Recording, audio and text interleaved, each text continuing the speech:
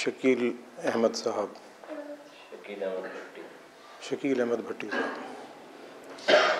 वो अपना वक्त गुजार कर इस दुनिया से चले गए और हमें भी बहरहाल उसी राह पे जाना है। और खुशकिस्मत होते हैं वो इंसान कि अच्छी जगहों में, अच्छी महफिल में जिनकी याद आ जाए। गुजारिश करूँगा कि एक मरतबा सूरह अल-हम्द और 3 मरतबा सूरह तौहीद की तिलावत फरमाकर उनकी रूह को इसाल कीजिए।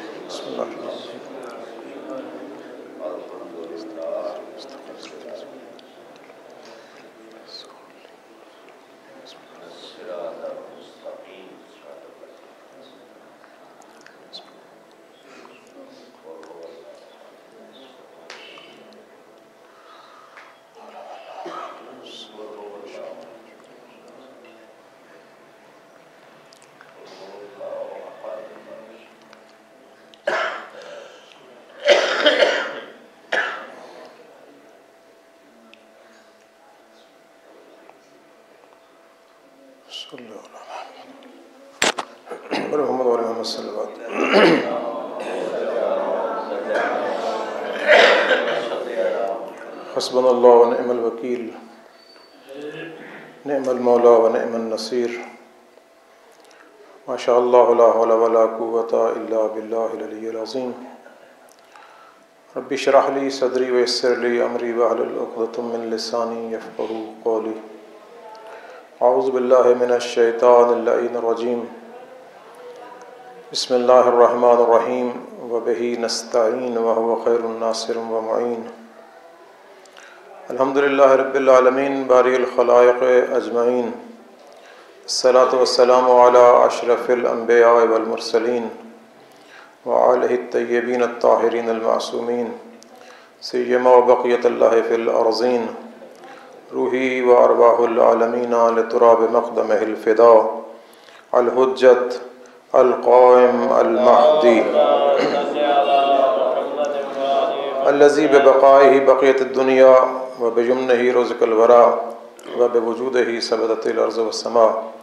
अम्मा बाद, क़ालर रहमानु फ़िल क़ुरान बिस्मिल्लाहिर रहमानिर रहीम। इक़रा बिस्मि रब्बिकल्लज़ी ख़लक़। ख़लक़ल इंसाना मिन अलक़। इक़रा व रब्बुकल अकरम अल्लज़ी अल्लमा बिल क़लम अल्लमल इंसाना मा लम यअलम। व मुहम्मद व आले मुहम्मद सल्लल्लाहु अलैहि वसल्लम।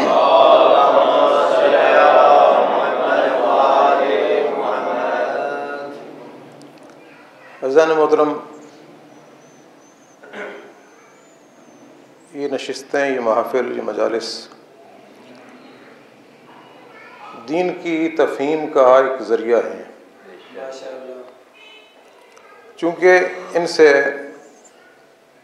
इंसान दीन समझने की कोशिश करता है, इसीलिए इन्हें इबादत करार दिया गया है।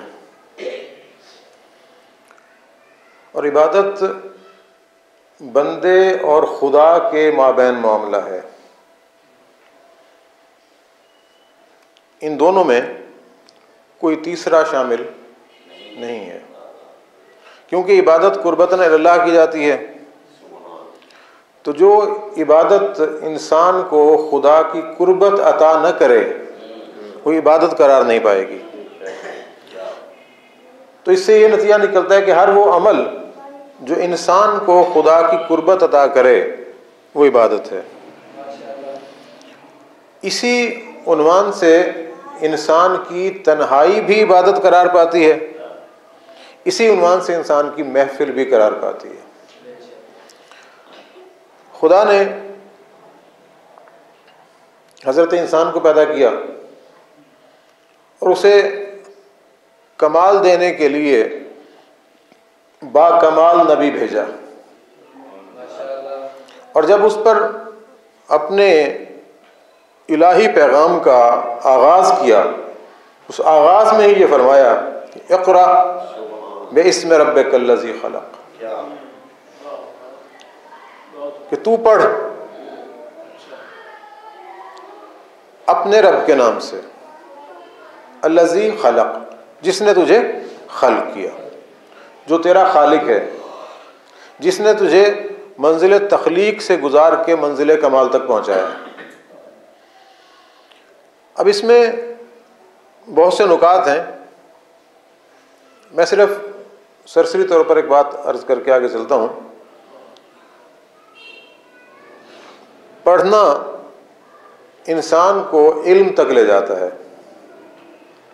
इल्म हासिल करने का एक ज़रिया पढ़ना भी है, लेकिन जब खुदा कहता है अपने हबीब से कि पढ़, तो साथ ये शर्त भी लगा देता है बेइस्मे रब्बिकल्लज़ी खलक, पढ़ अपने रब के नाम से। और रब कौन? जिसने तुझे खल्क किया। लिहाजा तेरा रब भी अल्लाह, तेरा खालिक भी अल्लाह, और दीन के हासिल करने का आगाज भी अल्लाह के नाम से।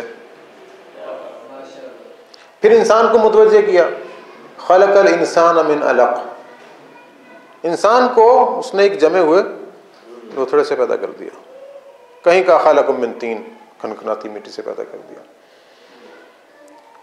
और साथ ही साथ फिर इंसान को हौसला दिलाया, यक़रा व रब्बुकल अकरम, पढ़, तेरा रब ही इज्जतों वाला है, तेरा रब ही बाकरामत है।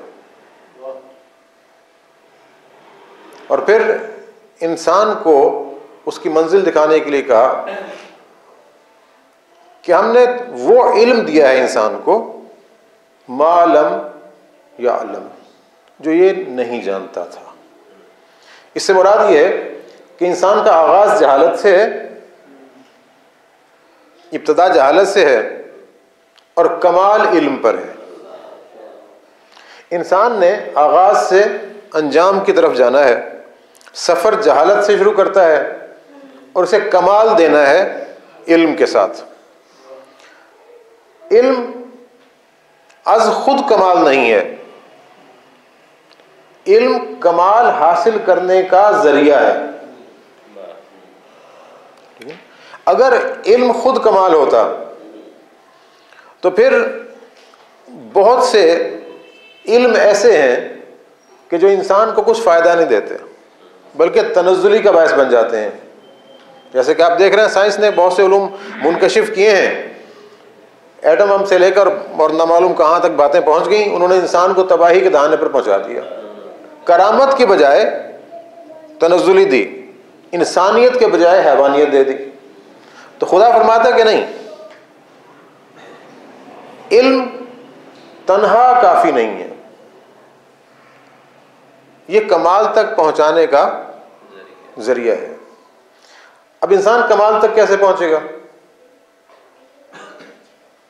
तो जब कहा कि हमने इसे करामत दी है, इसके लिए हादी ना भेज दिए हैं, इसके लिए किताब भेज दी है, ज़राए हिदायत भेज दिए हैं। इल्म जब हिदायत के साथ मिलेगा तो इंसान के लिए बाअमल हो जाएगा, काबिल अमल हो जाएगा। और जब इंसान उस इल्म पर अमल करेगा तो सामने खुदा बतौर मंजिल नजर आएगा। फिर वो अपने आप को खुदा तक पहुंचाने की कोशिश करेगा और इस राह में जितना चलेगा खुदा से गाफिल नहीं होगा। और जितना चलता जाए, भले वो चंद दिन चले, चंद साल चले या सैकड़ों साल चले, अगर उसी राह पे चलता रहेगा तो बाकमाल है। खुदा ने सफ़र की मुसाफत को शर्त करार नहीं दिया कि इस राह में वो कमाल पाएगा कि जो इतना अरसा चलेगा, नहीं, बस उसके चलने में मंजिल मकसूद खुदा हो। बेशक वो हुर की तरह एक लश्कर से निकलकर दूसरे लश्कर में आ जाए, मंजिल कमाल पा लेगा। और अगर हिदायत पर अमल न किया, हजारों साल की इबादत लिए हुए होगा, सफ़े मलाइका से ज़मीन पे फेंक दिया जाएगा, तनज़्ज़ुली मिली। तो हिदायत बहुत ज़रूरी है। अब अल्लाह ताला ने एक हमें निज़ाम दे दिया कि इंसान, तूने इस निज़ाम को लेकर चलना है। इसी इंसान के लिए अल्लाह ताला ने कुरान मजीद में एक और लफ्ज़ भी इस्तेमाल किया है, वो लफ्ज़ है बशर, और अक्सर मकामात पर लफ्ज़ इस्तेमाल हुआ है इंसान। क्या इंसान और बशर में कुछ फ़र्क है?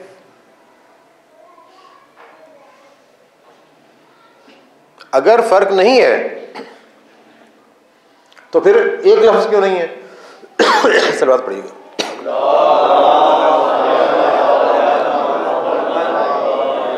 अल्फाज का दो होना बता रहा है कि इनमें फ़र्क है। बशर एक नौ है, स्पीशीज, जैसे इंसान है, हैवान है, चरिंद है, परिंद है, नबातात हैं, ये तमाम चीज़ें मखलूक़ात की इक़साम है। इंसान हैवान तो है। सलवात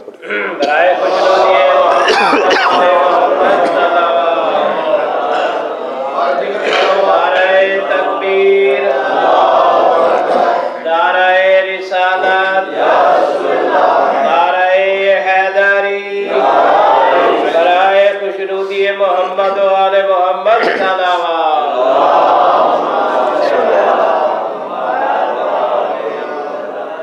नौ में बशर है।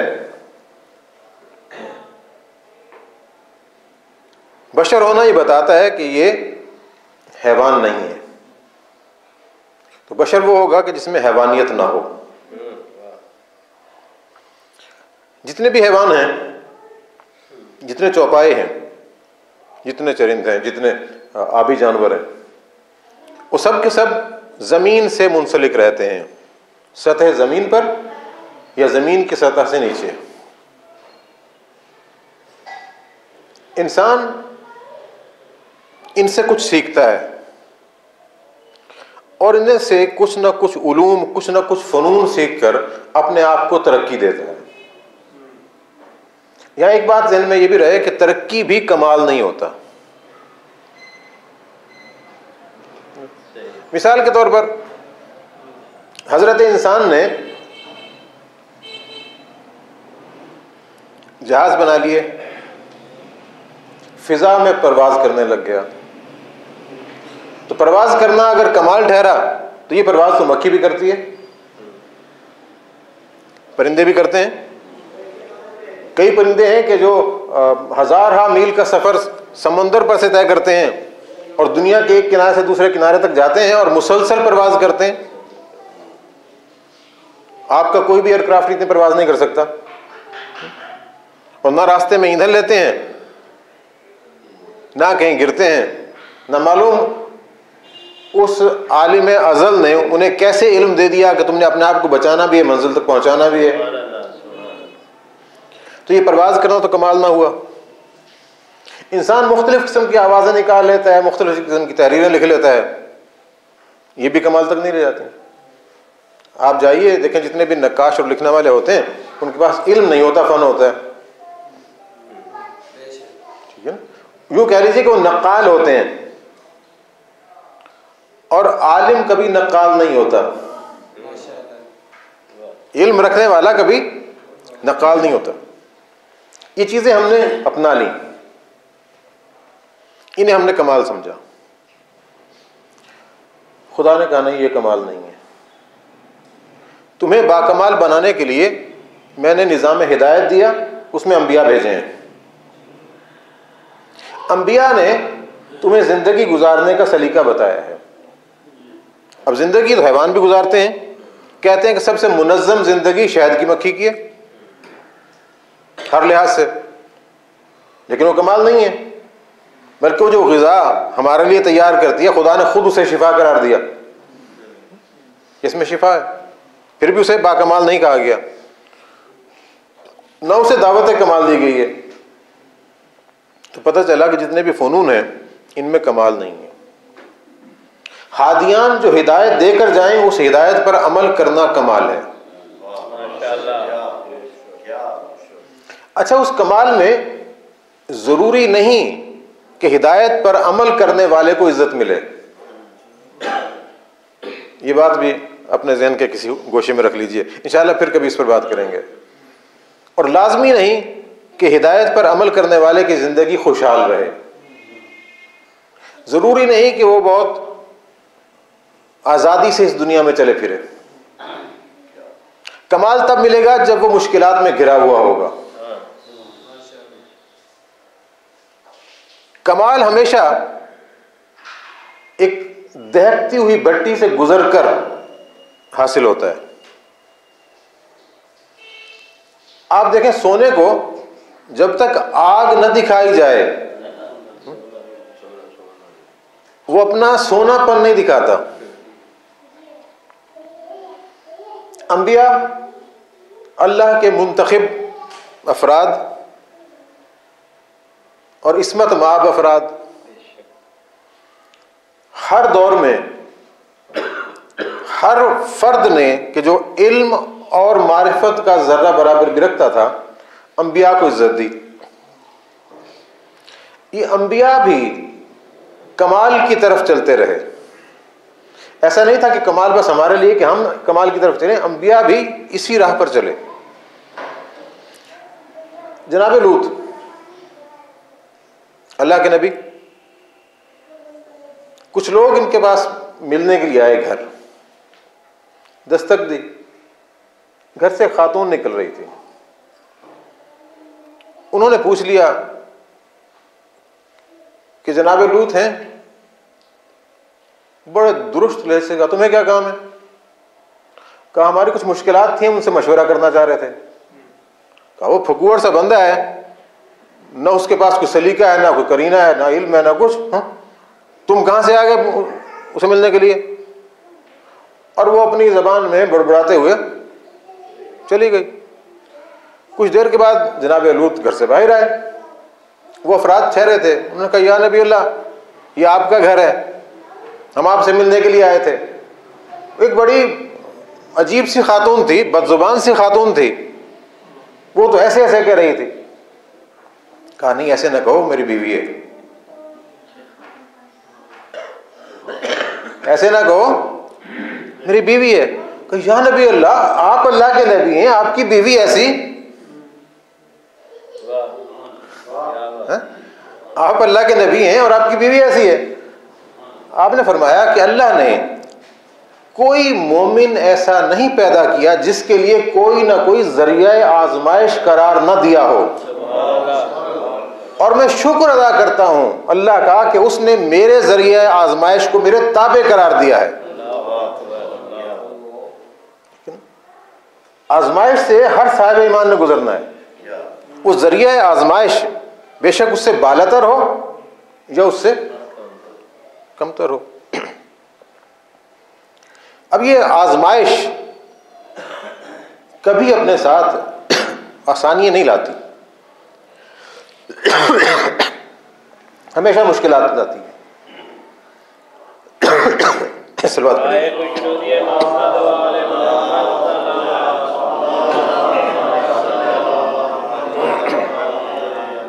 दीगर बुलंद कर सलावत।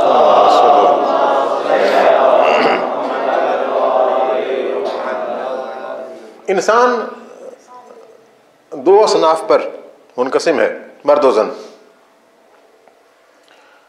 दोनों ने अपने अपने दायरे में कमाल हासिल करना है और हर दायरे की अपनी खुसूसियात है, अपनी सलाहियतें हैं और अपना अपना राह कमाल है। मिसाल के तौर पर एक खातून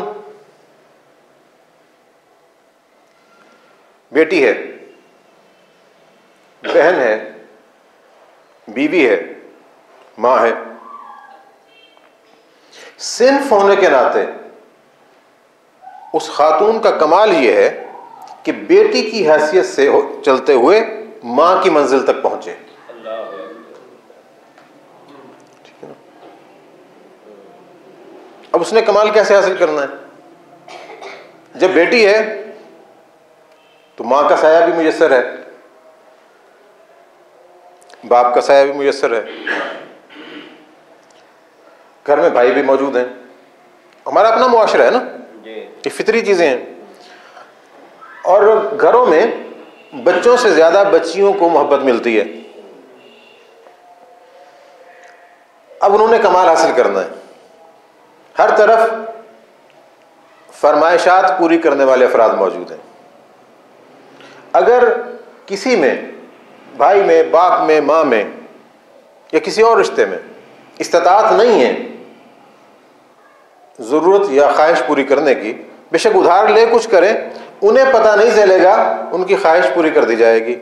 यूँ कह लीजिए कि बेटियाँ माँ बाप के घर में नाज और नेम से पलती हैं, और इंसान जब नाज और नेम में पलता है तो हमने आमतौर पर देखा है कि वहाँ सुलझाव नहीं होता, उलझाव ज़्यादा आ जाता है। उसके फौरन बाद इन्हें एक और मंजिल की तरफ रवाना कर दिया जाता है जो बिल्कुल अजनबी मंजिल है। ये जिस घर में जाती हैं वहां का कोई किरदार मानूस नहीं है, बल्कि अक्सर मकामात पर वो चेहरे पहले देखे हुए भी नहीं होते। अच्छा, अगर देखे हुए भी हों तो उनमें रह सहकर नहीं देखा होता, बिल्कुल अजनबी माहौल। कहाँ नाज़ो नेम, जहां वो खुद दूसरों के लिए जरिया है आजमाइश, और अब जहां आई वहां दूसरे इनके लिए जरिया है आजमाइश। यहीं से ये जो टर्निंग पॉइंट है, कैसे अपने आप को कमाल की तरफ ले जाएं। आखिर कमाल तो चाहिए। जनाब ईसा, ये वाकया मैं पहले एक मरतबा बयान कर चुका हूं, लेकिन सिर्फ इशारतन आज बात कर रहा हूं। एक मकाम से गुजरे, शादी हो रही थी। आपने कहा आज यहां शादी है, कल यहां मातम होगा, गम होगा। हवारी भी साथ थे, गुजर गए। दूसरे दिन वहां से गुजरे तो वैसे वैसे शादी का माहौल। अब वो जो हवारी थे, यानी कि हम कह लीजिए कि जिस लफ्ज से हम आशना है, जनाब ईसा के जो सहाबी थे, उन्होंने कहा या नबी अल्लाह, आपने तो कल कहा था कि यहाँ मातम होगा, तो ये तो आपकी 24 घंटे की बात सही साबित नहीं हुई, तो क़यामत तक की बातों पर कैसे यकीन होगा। लाज़मी बात है, इंसान आजमाता है ना हर किसी को। आपने कहा चलो मिलते हैं, दस्तक दी, कहा हम जरा खातून खाना से मिलना चाहते हैं जिसकी शादी हुई है। अल्लाह के नबी थे, लोग जानते थे। अंदर चले गए, कहा भी तुम्हारी शादी हुई है? कि जी अल्लाह के नबी। अच्छा, जब तुम यहां आई तो तुमने क्या किया? मैंने क्या करना था, अपने वालिदैन के घर से यहाँ, ये अजनबी माहौल था ना, अफराद भी देखे वाले नहीं थे, इंतहाई परेशान थी। कुछ वक्त गुजरा, उन्होंने खाना ला के मुझे दे दिया कि भी खाना खाओ। अब परेशान भी थी, अजनबी जगह पर भी थी, खाने को दिल नहीं किया। अब अगर खाना नहीं खाती, वापस कर देती, तो इन्होंने कहना था कि नखरे वाली है, खाना नहीं खा रही। अल्लाह ने सबब पैदा किया, गली में एक मांगने वाला आ गया, फकीर आ गया, कहा भूखा हूं, खुदा के लिए कुछ खिला दो। वो खाना मैंने उठा के उसे दे दिया और बर्तन यहां रख दिए। ये लोग आए और बर्तन उठाकर ले गए। कहा अच्छा, जरा बिस्तर से नीचे उतर आओ। वो बिस्तर से नीचे उतरी, जनाब ईसा ने वो जो गद्दा था ना, उसे उठाया और एक तरफ कर दिया, तो उस चारपाई पे एक काला सांप बैठा था जो मर चुका था। जनाब ईसा ने कहा कि ये इसकी मौत थी, इसने इसे डसना था, जिससे इस औरत ने, इस दुल्हन ने मर जाना था और यहां मातम होना था। इसने सदका दिया, खुदा ने उस सदके की बिना पर इसकी मौत को टाल दिया।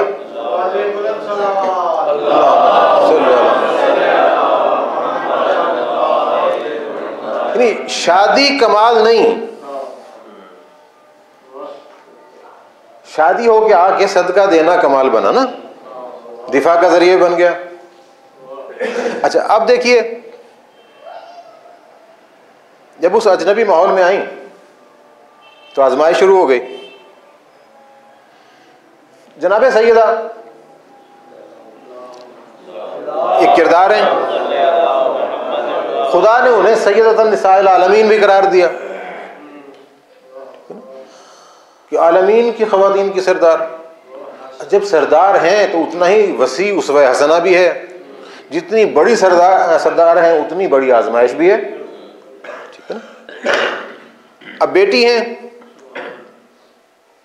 नाजो नेम नहीं है, चंद साल की थी, मां चली गई। अभी होशो हवास की मंजिल में आ रही हैं तो पता ये चलता है, कभी कोई बताता है कि तुम्हारे वालिद को मस्जिदुल हराम में लोगों ने घेरा हुआ है और ऊंट की गलाजत डाल दी है, और कोई शख्स भी साथ नहीं दे रहा। घर से निकलती हैं, आके अपने छोटे छोटे मासूम हाथों से अपने बाप की पुश्त से उस गलाजत को हटाती हैं और बाप का हाथ पकड़ कर ले जाती हैं, जाके पानी से उस मकाम को साफ करती हैं। कभी सोचिए, जो पैगंबर ने फरमाया था ना कि अंते उम्मो अबूहा, कि तू अपने बाप की माँ है या उम्मीद है, ऐसे नहीं कह दिया था, इसकी पुष्ट पर किरदार है। रोज यही सिलसिला है, वालिद घर से सुबह निकलते हैं, शाम में आते हैं तो कभी पांव जख्मी है, कभी कांटे लगे हुए हैं, जबान से कुछ नहीं कहते, बाप ने कभी शिकायत नहीं की। अभी बेटी की तरबियत भी हो रही है, आजमाइश भी हो रही है।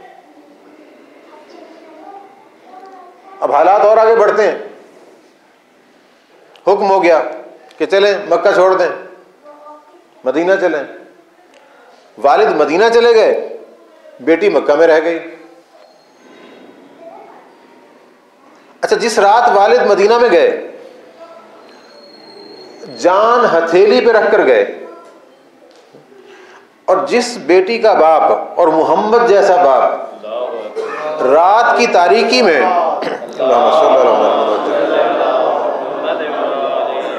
घर छोड़कर जा रहा हो, वो बेटी सुकून से सो तो नहीं सकती ना।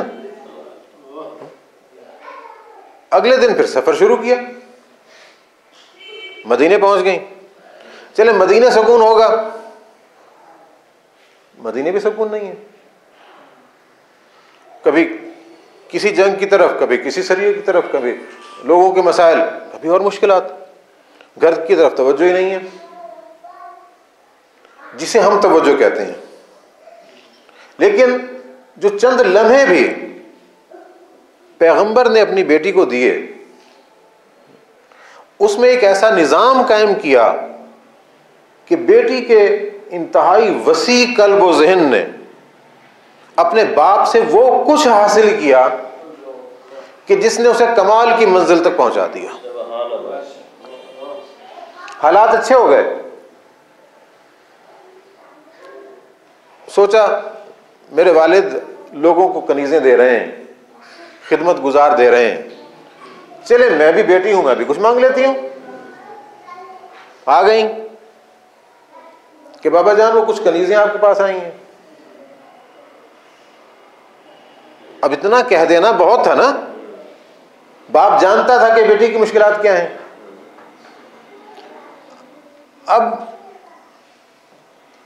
मोहम्मद मुस्तफ़ा को सल्लल्लाहु अलैहि वसल्लम मालूम है कि उसकी बेटी किस मकाम पर है, उसके सवाल का क्या जवाब देना है। कहा बेटा, अब पैगंबर ने यह नहीं कहा कि मैं आपको कनीज नहीं देता, कहीं भी ये बात नहीं मिलती। सिर्फ इतना कहा कि बेटा मैं तुम्हें इससे बेहतर ना दूं। यानी बता रहे हैं कि जो तालिबे कमाल होता है वो कमतर को छोड़ देता है, बेहतर को तलब करता है, बेहतर की तरफ जाएगा तो कमाल पाएगा। कहा जी बाबा, कहा जब नमाज से फारिग हो ना तो 34 मरतबा अल्लाहु अकबर, 33 मरतबा अल्हम्दुलिल्लाह और 33 मरतबा, यानी ये तस्बीह आज तक तस्बीह फातिमतुज़ ज़हरा करार पा गई ना। ये पैगंबर ने अपनी बेटी को कनीज के इवज जो दिया वो कमाल उस दिन से शुरू हुआ, क़यामत तक जाएगा। और फिर इस जिक्र ने इतना कमाल पाया कि अल्लाह ने इस तस्बीह को फरिश्तों की तस्बीह करार दिया और फिर इस जिक्र को भी अफजल तरीन जिक्र करार दे दिया कि सुबहान अल्लाह वल्हम्दुलिल्लाह वला इलाहा इल्लल्लाह वल्लाहु अकबर। कलिमात तो वही हैं, कलिमात वही हैं कि जो पैगंबर ने अपनी बेटी को दिए वही वजह कमाल बन गए। आजमाइश और आगे बढ़ी, शादी हो गई। अब शादी हुई तो घर था मदीने से बाहर, जो किराए पर लिया गया था। आज की जबान में अगर बात करें तो पैगंबर ने अपनी बेटी के लिए एक जोड़ा लिया था। बाज ये भी कहते हैं कि वो जनाब खदीजा ने तैयार करवाया था। दोनों चीज़ों में कोई ऐसी कबाहत नहीं है, पैगंबर ने खुद लिया हो या जनाब खदीजा ने बनाया हो। माएँ अपनी बच्चियों के लिए बनाती रहती हैं। वो जोड़ा पैगंबर ने अपनी बेटी को दे दिया। रुखसती हो गई। अगले दिन मदीने के रिवाज के मुताबिक पैगंबर सुबह नाश्ते के लिए कुछ लेकर गए। जब जनाबे सैयदा के घर पहुंचे ना, तो एक गुफ्तगू हुई बाप बेटी में जो नजरों में थी। एक सवाल किया बाप ने, और चूंकि नए घर में आई थी, एक जरिया आजमाइश भी था, उससे भी पैगंबर ने सवाल किया। जब नजर पड़ी अपनी बेटी पर, पैगंबर ने पूछा कि बेटा वो जो लिबास तुम्हें नया दिया था वो कहाँ है? कहा बाबा एक गरीब व फकीर आया था, मुझे भला नहीं लगा कि उसके जिस्म पर कमतर लिबास हो और मेरे जिस्म पर बेहतर लिबास हो, वो मैंने उसे दे दिया। फरमाया हाँ, मोहम्मद की बेटी को ऐसा ही होना चाहिए।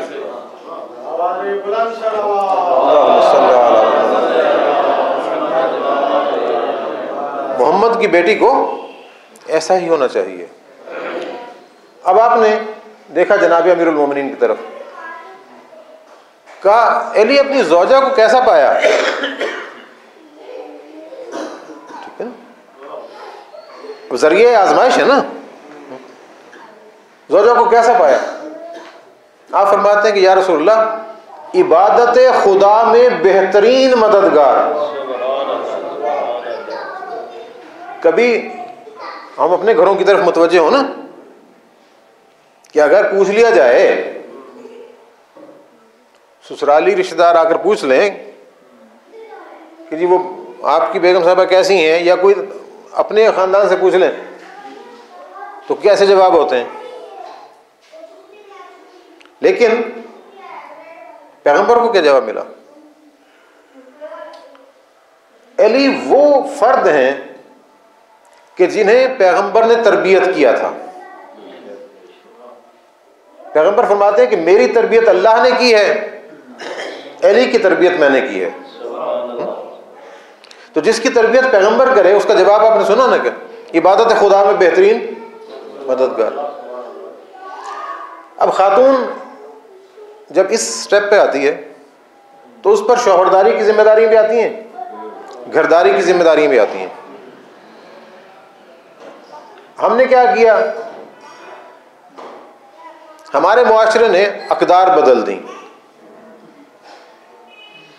हम खातून खाना पर मुआशी जिम्मेदारियां डाल देते हैं। रिश्ता तलाश करना है ना, भी कुछ जॉब हो, यानी जरिए मुआश। जब अकदार बदल जाए तो मंजिल भी बदल जाती है। जब मंजिल बदल जाए तो फिर इंसान मंजिल कमाल तक नहीं पहुंचता। तो लिहाजा हम अभी तक राहों में भटके हुए हैं ना। अब तरबियत का मरहला था, खुदा ने फर्जंद दिए, ऐसे फर्जंद के कायनात में किसी के नहीं थे।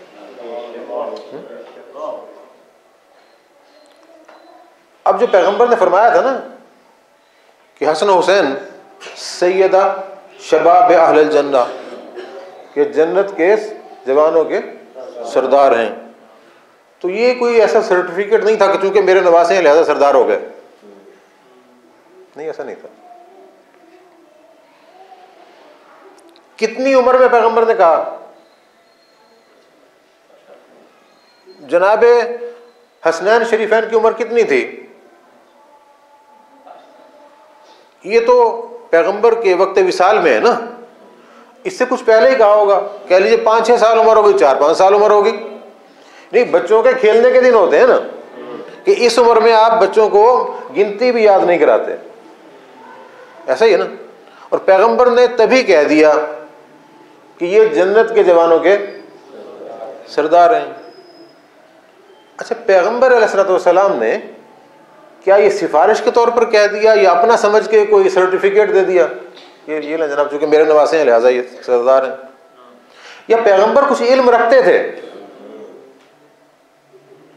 अल्लमकुम मालम तालम, हमने तुझे इल्म दिया जो तू नहीं जानता था। अब खुदा ने इल्म दिया था पैगंबर को, तो खुदा ने ये इल्म दिया था कि नहीं कि ये दोनों तेरे नवासे मेरी जन्नत के सरदार होंगे? वमा यंतिकु अनिल हवा इन हुवा इल्ला वहयन यूहा, ये तो नुत्क नहीं करता, बात नहीं करता जब तक मैं वही ना करूं। इसकी बातें मेरी ज़ेरे हिदायत होती हैं, इसके अफ़ाल भी मेरे इजाज़त से हैं, इसका चलना फिरना बोलना उठना बैठना सब मेरी मंशा से है। तो पैगंबर ने जब ये कहा कि हसन और हुसैन जन्नत के जवानों के सरदार हैं, तो इसमें रज़ाए खुदा, मंशाए खुदा, फैसले खुदा शामिल था कि नहीं? अच्छा, खुदा के फैसले आया सिफारिश से होते हैं कि चिट चलेगी खातुमुल अंबिया की, कि मेरे हबीब की चिट आ गई तो इनके नवासों को बना देता हूं, या खुदा के इल्म की कुछ पहचान है? खुदा के इल्म की हद नहीं है, क्योंकि उस जात की ही हद नहीं है, वो लामहदूद है, उसका इल्म भी लामहदूद है। लेकिन उसके अफ़आल, उसके फैसले आया शनाख्त रखते हैं या बेशनाख्त होते हैं? उसका फैसले की पहली शनाख्त अदल, खुदा अदल के खिलाफ नहीं करता। अब अल्लाह ने जब अपने पैगंबर के जरिए ये बतलाया हमें कि जन्नत के जवानों के सरदार हैं, तो आया इसमें अदल था या करम ही करम था?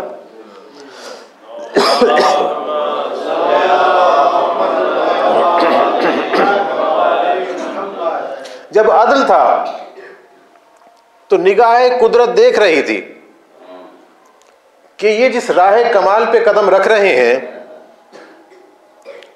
उसका मंतकी नतीजा जन्नत के जवानों की सरदारी है।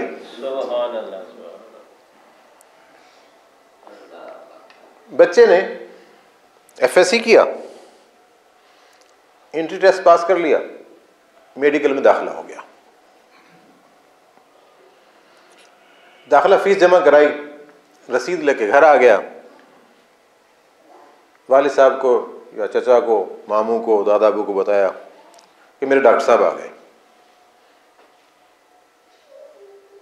अभी तो फीस जमा कराई है, सिर्फ उस इंस्टीट्यूशन में दाखिल हुए हैं, आप कह रहे हैं कि डॉक्टर साहब हैं। अभी तो 5 साल में मालूम नहीं पढ़ते हैं नहीं पढ़ते, कॉलेज से निकाल दिया जाता है, क्या होता है, ठीक है ना, क्योंकि अजीजों को तो कुछ इल्म नहीं है। लेकिन वो कहते हैं कि डॉक्टर साहब, क्यों, जिस राह पे चले हैं ना उसकी मंजिल पे ही डॉक्टर बन जाएंगे। अब वालिदैन और अजीज़ व अकारिब तो इतना इल्म नहीं रखते जितना उस्ताद रखता है। उस्ताद ने 2-3 हफ्ते 2-3 महीने शागिर्द को पढ़ाया, छुपे हुए जौहर को देख लिया, थपकी दी कि तू सर्जन बनेगा, ये तो टॉप करेगा। उस्ताद को गैब का इल्म तो नहीं है। उसने इब्तदाई स्टेप देखकर पहचान लिया कि ये जिस राह पे चला है ना इस मंजिल को पालेगा। तो पैगंबर ने जब ये कहा ना कि मेरे ये नवासे जन्नत के जवानों के सरदार हैं,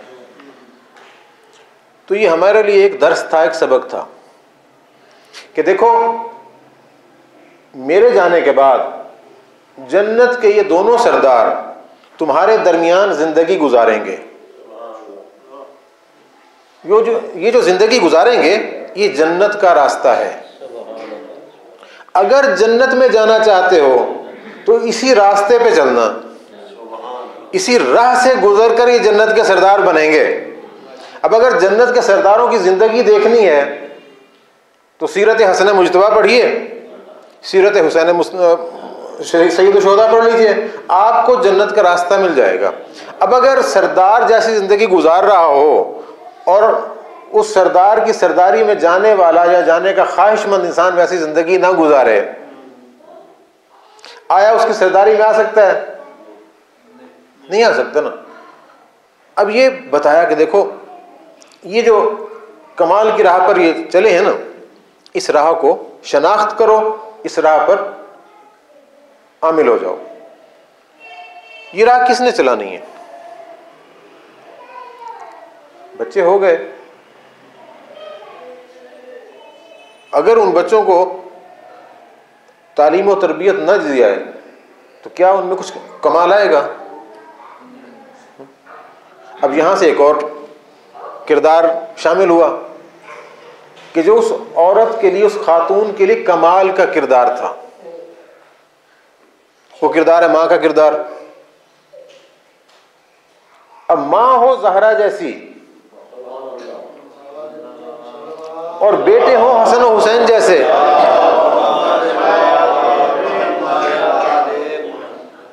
तो राह रोशन है कि जिनकी तरबियत फातिमा ज़हरा करे, उस तरबियत के नतीजे में बच्चे जन्नत के सरदार बने या ना बने। अब अगर हम सब का मकसूद अपने आप को और अपने बच्चों को जन्नत तक पहुंचाना है तो फातिमा जैसी सीरत को समझने वाली और उस सीरत पर अमल करने वाली खातून को उन बच्चों की मां बनाना होगा। अपने बच्चों के लिए मां तलाश किया कीजिए। जिन जवानों ने शादी करनी है ना, वो अपने बच्चों के लिए मां तलाश करें। हम क्या तलाश करते हैं कि जनाब अपने बेटे के लिए बहू ढूंढ रहे हैं ना, दादा जहां निकले जहां रिश्ता तलाश करने के लिए कि बेटे के लिए बीवी तलाश करनी है, बहू तलाश करनी है। चलिए, कभी आप अपनी होने वाली नस्ल के लिए मां तलाश करने के लिए निकले ना, कि उस मां में कौन सी क्वालिटीज होनी चाहिए। इस सिर्फ में कमाल आएगा तब जब ये मां बनेगी। और याद रखिए, जब एक स्टेप आगे आता तो पिछला स्टेप भूल जाता है। जब खातून ने माँ बाप का घर छोड़ा, ससुराल में आ गई, शौहर के घर आ गई, तो अब उसकी नजरों में शौहर का घर और ससुराल का घर है। माँ बाप के घर के मसाइल भी खत्म, वसाइल भी खत्म। अब जब शौहरदारी हुई, एक स्टेप आगे बढ़ा, मां बन गई, तो अब नजरों में शौहर की भी वो वक़्त ना रही। अब हदफ बन गया बच्चे, बाप का भी और मां का भी।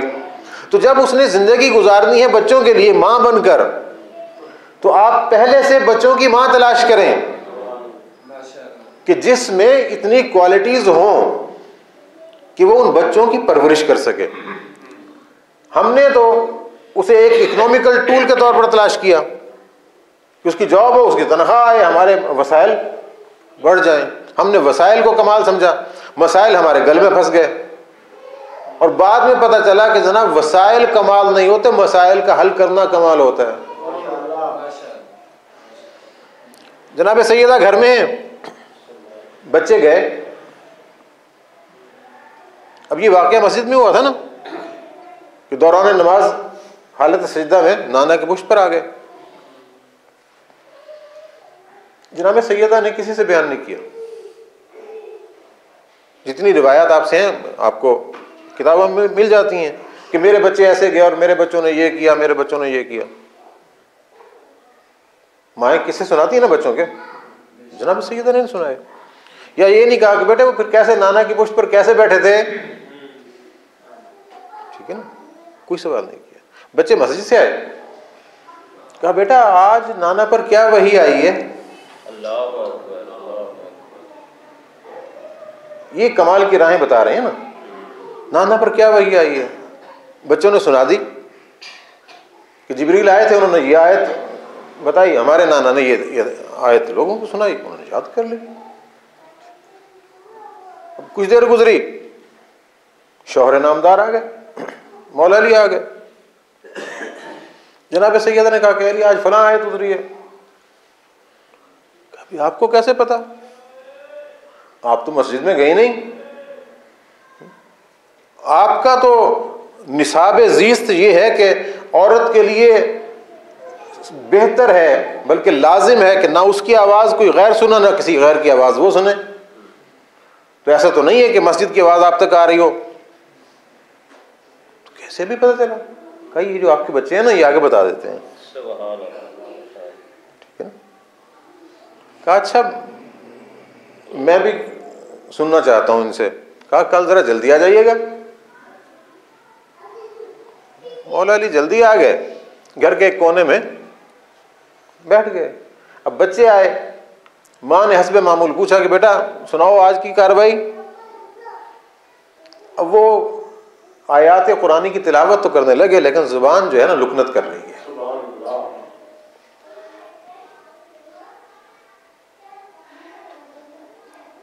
कहा बेटा आज पहले की तरह बात नहीं कर रहे। कहा अम्मा जान लगता है कहीं हमारे वालिद साहब हैं। यानी सिर्फ देखकर बाप के वजूद को एहसास नहीं किया, अनदेखे तौर पर भी बाप के वजूद का एहसास रहा। उसकी अजमत ने जबान में लुकनत ला दी।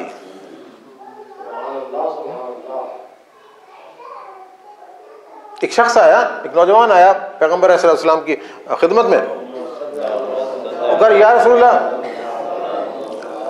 मैंने अपने बाप के लिए ये किया, फलां किया, बहुत सी बातें की कि जो उसे ज़रूरत होती है, जो मुझे कहते हैं मैं करता हूँ, फलां करता हूँ, करता हूँ। और ऐसी ही एक रिवायत इमाम सादिक अलैहिस्सलाम से भी मंसूब है कि किसी बात की भी बात फरमाइश करते हैं फ़ौरन पूरी कर देता हूँ, हर चीज़ उनके लिए करता हूँ। मैंने हक अदा कर दिया। कहा नहीं मैं तो खौफज़दा हूं कि कभी खुदा तुम्हें गुनाहगार महसूब न करे। क्यों? जो बाप ने कहा वो तो हम करते रहे। कहा नहीं बाप को कहना क्यों पड़ा, बाप को कहना क्यों पड़ा? बगैर कहे उसकी जरूरत को पूरा करना तुम पर लाजिम था। ये तरबियत किसने करनी है? माँ ने करनी है। जब आप बच्चों की माँ तलाश करेंगे ना तो फिर ये तरबियत होगी।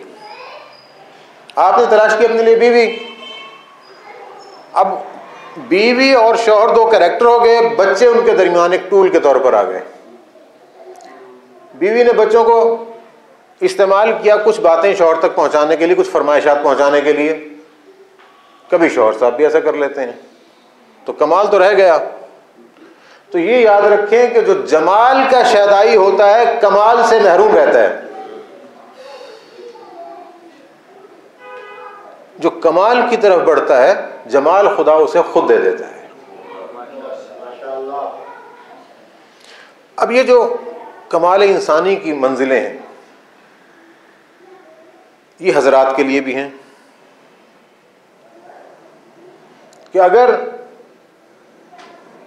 आपने इस कायनात में बतौर शौहर कुछ किरदार मुलाहिजा करने हैं तो पैगंबर खातम का किरदार देखिए,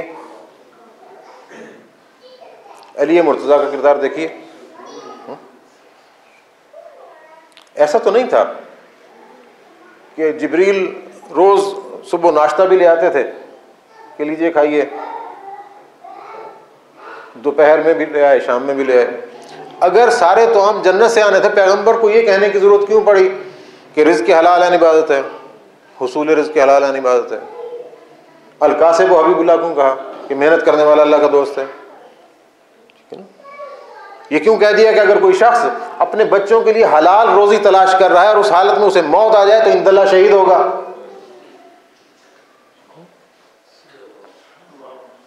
हम तो ये देखते हैं कि जनाब तारीख बताती है कि वहां उन घरों में फाके होते थे, लेकिन उन फाकों में शिकवा नहीं होता था, उन फाकों में शुक्रगुजारी होती थी। तो जब शुक्रगुजारी से फाकों का इस्तकबाल करते थे तो खुदा आयात का इनाम भेजता था। ये तारीखी बातें हैं। और इनाम ऐसे दिए कि आज तक उनके नाम कमाल की शनाख्त बने हुए हैं। अब वो घराना है, मिसाली घराना, अली बाप हैं, ज़हरा माँ हैं, हसन हुसैन, ज़ैनब कुलसूम बेटियां हैं। एक वक्त आता है कि घर में बाप भी मौजूद है, शौहर भी मौजूद है, बच्चे भी मौजूद हैं, घर अपने कमाल पर है, सारे रिश्ते मौजूद हैं। कुछ दिन और गुजरे, बाप ने कहा कि बेटा बस मेरे आखिरी लम्हात आ रहे हैं। ठीक। अब जब पैगंबर फरमा रहे हैं कि ये दुनिया में मेरे आखिरी लम्हात हैं तो इसमें शक की तो गुंजाइश ही नहीं है। अब जनाब सैयदा हैं बेटी के तौर पर, वो देख रही हैं। अब आप जानते हैं कि जब बाप का वक्त आखिर हो तो बेटी के दिल पे क्या गुजरती है।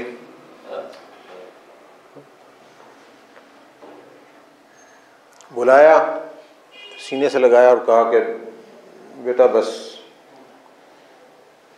ये वक्त जुदाई आ गया।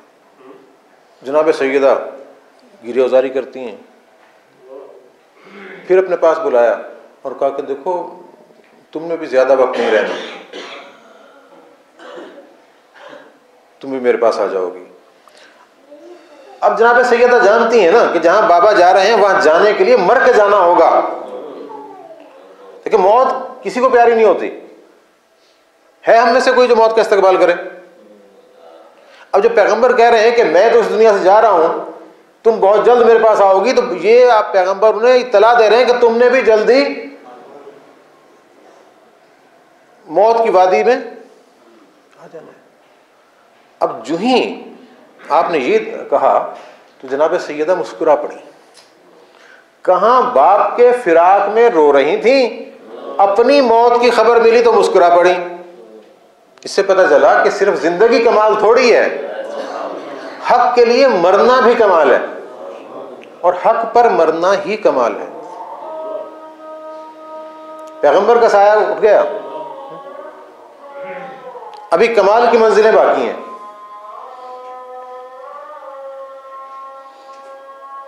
सलवात पढ़िएगा।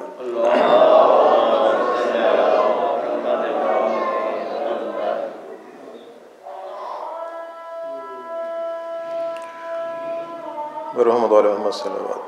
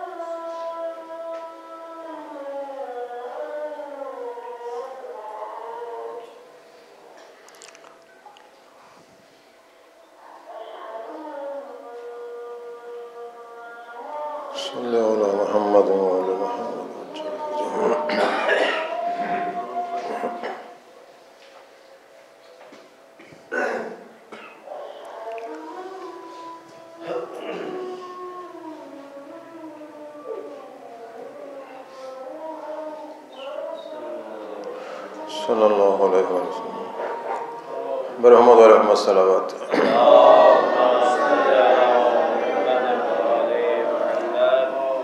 पैगंबर ये कहकर गए थे कि बेटा तुम जल्द मेरे पास आ जाओगी। अब जनाब सैयदा ने इतना तो समझ लिया होगा ना कि अब कमाल की मंजिलें तेजी से तय करनी है। अब मंजिल कमाल पर जल्दी से जाना है। वो तेजी हर लिहाज से थी। आपने अपने बच्चों की तरबियत को जो आगाज किया था, उस तरबियत के मराहिल को भी तेज किया। अपनी बच्चियों को भी मुस्तकबिल के लिए आमादा किया। बच्चों के मामलात से भी गाफिल नहीं हुई। अमीरुल मोमिनीन जो उस मुआशरे में तन्हा कर दिए गए थे, उनसे भी गाफिल नहीं हुई। अब वो बेटी जो मुस्तफ़ा के घर में आई थी, बीवी बनके मुर्तज़ा के घर में आई और फिर अपनी मंजिल कमाल के तौर पर मां बनी, अब अपने बच्चों को तैयार कर रही हैं मुस्तफ़वी कमाल के लिए।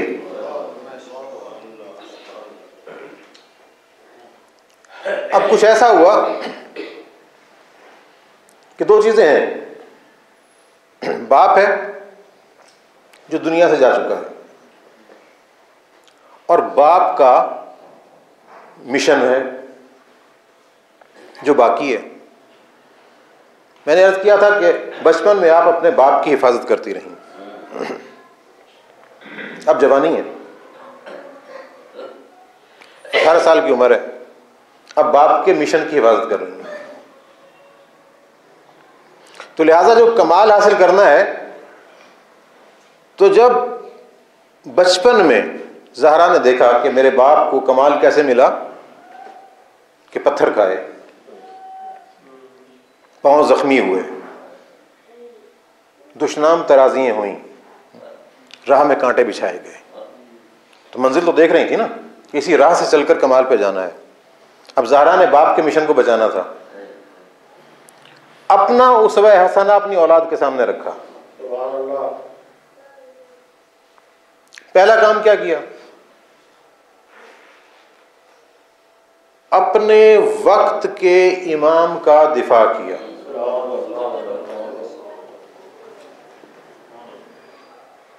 ये शिकवा नहीं किया कि या अली लोगों को बुलाएं ना आपकी हिफाजत करें। औरतें कोई लड़ने के लिए होती हैं?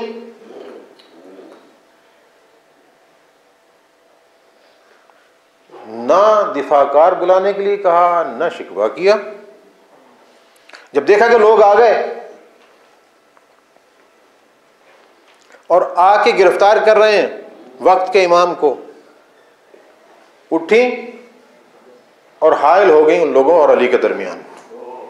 खुलू इब्ने अम्मी, हट जाओ, मेरे चचाजाद को छोड़ दो। अब वक्त के इमाम को बचाने के लिए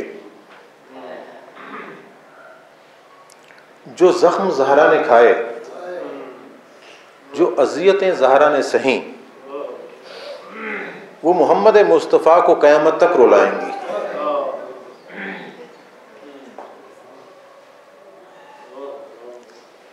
अच्छा, क्या सैयदा ने अपना पहलू जख्मी करा के अली को बचा लिया? किसी और के सामने पेश होने से बचा लिया? क्या अली के गले से रस्सी निकलवा दी? नहीं। सैयदा का मकसद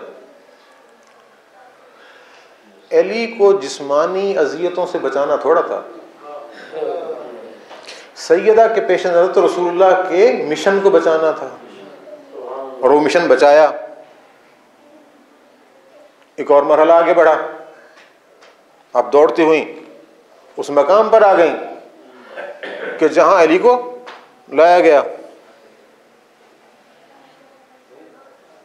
अब देखा कि अली गिरफ्तार हैं और कोई शख्स अली को छोड़ने के लिए तैयार नहीं है। अब अली भी बाकमाल, ज़हरा भी बाकमाल। जनाब सैयदा फरमाती हैं कि मेरे चचाजाद को छोड़ दो, वरना मैं बद्दुआ दूंगी। बद्दुआ दी नहीं, बद्दुआ के लिए हाथ बुलंद किए।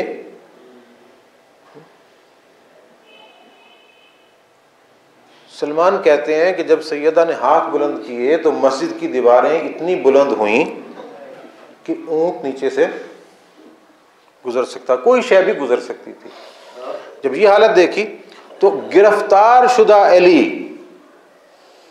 अपने दुश्मन को भी अजियत में नहीं देखना चाहता। कहा सलमान फातिमा से कहो बद्दुआ नहीं करनी। वापिस आ गई। अब ये मंजर बच्चों ने भी देखा, बच्चियों ने भी देखा, अली भी वापस आ गए। एक और खबर मिल गई कि वो जो आपको आपके बाबा ने कुछ जायदाद दी थी ना, उससे आपके एहलकारों को निकाल दिया गया है और उस पर भी कब्जा कर लिया गया है। अब क्या जनाबे सैयदा को वो एक बागीचा चाहिए था? आप तारीख उठा के देख लीजिए कि जिस दिन पैगंबर ने फदक जनाब सैयदा को हिबा किया था, तभी से फदक की आमदनी में से एक पैसा आप खर्च नहीं करती थी। जो भी पैसा आता था उम्मत के फुकरा में दे देती थी। कभी उसमें से कुछ लिया तो नहीं था। तो अगर फदक पे दूसरों का कब्जा हो गया तो सैयदा के अपने वसाइल तो खत्म नहीं हुए ना, उम्मत के वसाइल खत्म हुए। सैयदा को फदक से गज़ नहीं थी, ना फदक लेना मतलूब था। सैयदा को मतलूब यह था कि क़यामत तक गासिबों के चेहरों को बेनकाब कर दूं।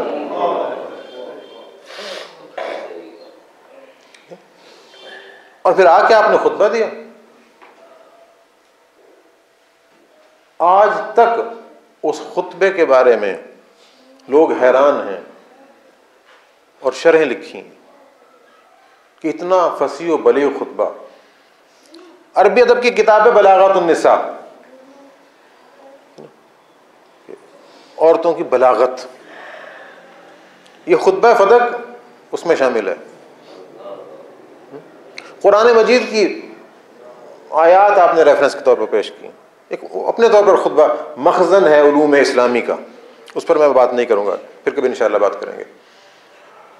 दिफा किया मिशन मुस्तफ़ा का, वापस आ गई, फदक भी न मिला। अब हालत ये हुई कि इस्लाम का दिफा करने वाली ये खातून, जिसने इस जिंदगी के नतीजे में खातून जन्नत बनना है, अगर चलती है तो अपने बेटे के शाने पे हाथ रखकर और दीवार का सहारा लेकर।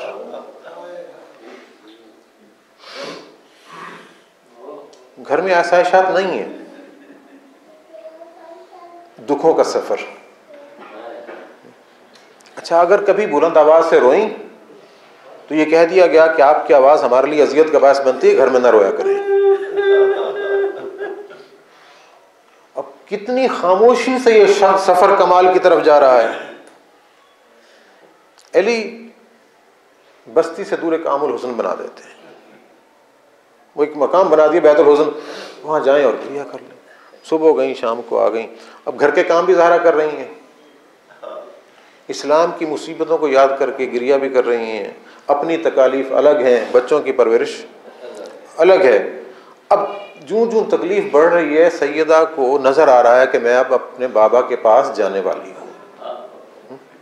जब यकीन हो चला ना कि आज वो बात पूरी होने वाली है, तो उस दिन सैयदा बिल्कुल बिस्तर पे नहीं गई। अपने बच्चों के कपड़े धोए, खुद खाना तैयार किया, बच्चों को खाना खिलाया, नया लिबास पहनाया, बच्चों को भेज दे के जाओ बेटा नाना की मस्जिद में जाओ। अब जिस इंसान को और बिलखुसूस जिस खातून को ये पता हो कि आज मेरी जिंदगी का आखिरी दिन है, और उसे ये भी पता है कि मेरे बच्चे छोटे छोटे हैं, ऐसे में मां का दिल करता है कि मुझे जीना चाहिए अपने बच्चों के लिए। लेकिन सैयदा ये नहीं कहती कि मुझे जीना चाहिए। क्यों? अगर जिंदगी की ख्वाहिश करती तो जिंदगी मिलना मुहाल न था। मुस्तफ़ा की बेटी थी, मिशन बचाना मकसूद था। वो कह चुकी कि बाबा जब आप गए हैं ना तो फिर मुझ पर नवाज़िशात उम्मत की तरफ से नहीं आई, बस वो मुसीबतों के पहाड़ थे जो मुझ पर टूटते गए। और वो पहाड़ भी ऐसे थे कि अगर चमकते हुए दिनों पे पड़ते ना तो दिन अपनी रोशनी खो देते। ये मुसीबतों की अजमत ही थी कि जिसने ज़हरा के स्याह बाल सफ़ेद कर दिए। 18 साल की नौजवान खातून असा का सहारा लेकर चले और ऐन आखिरी वक्त में कहा फिजा अब मैं कमरे में जा रही हूं। जब तक तुम्हें ये आवाज आती रहे कि मैं अपने अल्लाह से हम कलाम हूं, समझना मैं जिंदा हूं। मैंने ये जुमला पढ़ा, मैं हैरान हो गया। काफी देर तक सोचता रहा कि नामालूम सैयदा क्या तारीफ कर गई है जिंदगी की। मैं समझने से कासिर हूं कि फिजा से कहा कि फिजा जब तक तस्बीह खुदा की आवाज आती रहे समझना मैं जिंदा हूं। यानी बता रही कि इंसान तेरे जिंदा होने का सबूत यह है कि अल्लाह की तस्बीह करता रहे। अगर तो अल्लाह की तस्बीह नहीं कर रहा फिर जिंदा नहीं है। और यही कुछ हुआ। जो ही तस्बीह ज़हरा की आवाज खत्म हुई तो फिजा दौड़ी और फिर बताया अली को, बताया बच्चों को। ज़हरा अपनी मंजिल कमाल पर पहुंच के अपने बाप के पास जा चुकी हैं। अब उस राह पर अली चल रहे हैं। गुस्ल दिया, कफन दिया, जनाजा तैयार करके रख दिया। इसलिए नहीं रखा कि किसी के आने का इंतजार था। हमारे यहां जनाजे रखे जाते हैं, कभी फलां ने आना है, फलां ने आना है, उसका इंतजार कर लो, आने का वाले का इंतजार कर लो। अली ने जनाजा रखा जाने वालों का इंतजार करने के लिए कि जो लोग हैं ना चले जाएं, तब मैं ज़हरा का जनाजा उठाऊं। और फिर बस अगर कोई और था तो एक सलमान था ना, जिसके बारे में पैगंबर ने कहा था कि सलमान मिन्ना अहलुल बैत। जनाजा लेकर चले, साथ चलती छोटी छोटी बच्चियों को भी अली ने साथ नहीं लिया। खुद जनाजा पढ़ाया, खुद दफन किया, गुस्ल भी खुद दिया था। दफन करने के बाद मुख्तलिफ मकामात पर कब्रें बनाती कि ज़हरा के कमाल की अजमत को कोई पहुंच न सके। घर में कब्र बनाई, पैगंबर के मिंबर के करीब बनाई, बकी में बनाई। तारीख आज तक ये यकीन हासिल नहीं कर सकी कि ज़हरा कहां दफन है। और यही हुक्म दिया मासूमीन ने, कहा तमाम मकामात पर उनकी ज़ियारत पढ़ ली जाए। ज़हरा की कब्र की गुमशुदगी में ही अजमत ज़हरा है।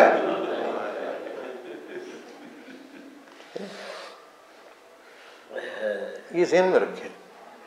क्यों इंसान गुमशुदा शय की तलाश करता है? कमाल की राह में तलाश ही मंजिल तक ले जाती है। आज का इंसान अगर कमाल हासिल करना चाहता है तो ये वो चिराग हैं जो कमाल की राह की तरफ रहनुमाई कर रहे हैं। इस राह पर चलें, अपनी तरफ से जो कुछ आपके पास वक्त है वक्त दें, माल है माल दें, चलते जाएं। खुदा आपसे आपकी कीमती चीजें नहीं मांगता। क्यों? उसने तो एक फार्मूला बता दिया, मैं दे रहा हूं, तुम आगे देते जाओ। बस इस सिलसिले को रोकना नहीं। और सीरत अहले बैत भी यही है, हिदायत आती रही, हिदायत देते रहे। आज तक सिलसिला हिदायत चल रहा है। अब ये सिलसिला हिदायत जब तक चलेगा, इसके समरात सैयदा ज़हरा तक पहुंचते रहेंगे। क्यों? उन्होंने सोचने की आजादी दी। उन्हें जो मिशन दिया गया उस मिशन को दूसरों तक पहुंचा दिया। आज भी अगर कोई शख्स इस्लाम के बारे में कुछ थोड़ा बहुत ब्रीफिंग लेना चाहता है ना, कि ऐसी तस्वीर देखना चाहता है कि जिसमें सारे का सारा इस्लाम आ जाए, तो बजुज़ सीरत ज़हरा के कोई तस्वीर मुमकिन नहीं जिसमें सारे का सारा इस्लाम आ जाए। और अज़ीज़ान मोहतरम, कोशिश कीजिए अपने घर में बच्चियों को, बहनों को, अपनी ज़ौजा को, और अगर हो सके तो वालदा को भी गाहे बगाहे सीरत ज़हरा से आगाही देते रहें। जितनी सीरत से आगाही होगी उतना अमल में शफाफियत आएगी, जितना अमल में शफाफियत आएगी उतना ही हमारे घर की ख़वातीन कमाल की तरफ जाएंगी, और जितनी बाकमाल माँ होगी उतनी बाकमाल औलाद होगी। दुआ कर रब करीम हम सबको इस राह कमाल का राही बनाए। ये जो चंद टूटे फूटे कलमात यहाँ बयान किए गए, अल्लाह ताला ने अपनी बारगाह में कबूल फरमाए, उनका सवाब बिरादर अज़हर अब्बास की ज़ौजा और दीगर जो मुतल्लिक़ीन मरहूमीन हैं उन सब की रूहों को पहुँचाए, और हमें भी इस दिन के लिए आमादा और तैयार होने की तौफ़ीक़ अता फरमाए। हमारी तमाम मुश्किलात और हमारे तमाम मसाइल का वाहिद हल हादी ज़मां का हम तक पहुँचना। दुआ है कि बारगाह रब्बुल इज़्ज़त में कि अल्लाह ताला हादी वक्त को जल्द अज जल्द इज़्न ज़हूर अता फरमाए, हमें हालत ईमान में उनकी इताअत और उनकी ज़ियारत की तौफ़ीक़ अता फरमाए, उनके दिफ़ाकारों में शामिल फरमाए, उनके साथ जीने उनके साथ मरने की तौफ़ीक़ अता फरमाए, हमारा ख़ात्मा ईमान पर फरमाए, और हमारे तमाम तर कम तर और इंतहाई हक़ीर अमाल को अपनी बारगाह में कबूल फरमाए। अल्लाहुम्मा कुन वलियकल हुज्जत इब्नुल हसन सलवातुका अलैहि व अला आबाए फ़ी हाज़िहि स्साअत व फ़ी कुल्लि साअत वलिय्युम व हाफ़िज़ा क़ाइदुम व नासिरा दलीलुम व अईना हत्ता तुस्किनहु अर्ज़क तौआ व तुमत्तिअहु फ़ीहा तवीला। अल्लाहुम्मा सल्लि अला मुहम्मद व अला मुहम्मद। माशा अल्लाह ला हौला व ला कुव्वता इल्ला बिल्लाहिल अलिय्यिल अज़ीम।